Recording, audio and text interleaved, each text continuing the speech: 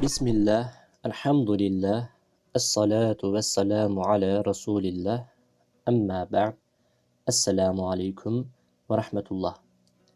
Aziz ve değerli Müslüman, bacı ve kardeşler. İnşallah ara sıra Hanefi mezhebinin fıkıh alanındaki tedris kitaplarından biri olan Hasan İbni Ammar Eşşürümbülali'nin Nurul İzah ve Necetül Envar isimli İlmihal kitabından sizler için kısa dersler hazırlayacağız Allah'ın izniyle.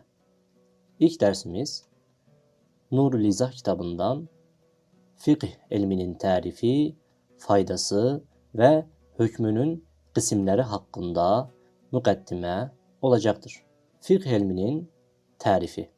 Fıkhın lügavi manası bir şeyi derinden başa düşmek ve bilmek demektir.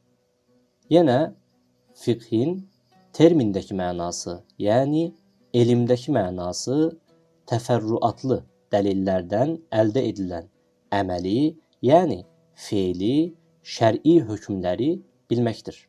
Fıkh ilminin faydası nedir? Faydası iki dünya yani dünya ve ahiret saadetine nail olmaktır. Dünyadaki faydası nedir?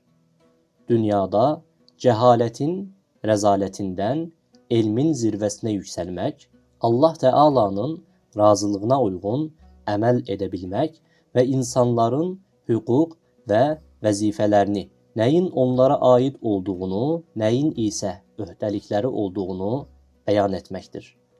Ahiretteki faydası nedir? Ahirette ise ebedi nimetlere yani cennete kavuşmaktır. Velhamdülillahi Rabbil alemin.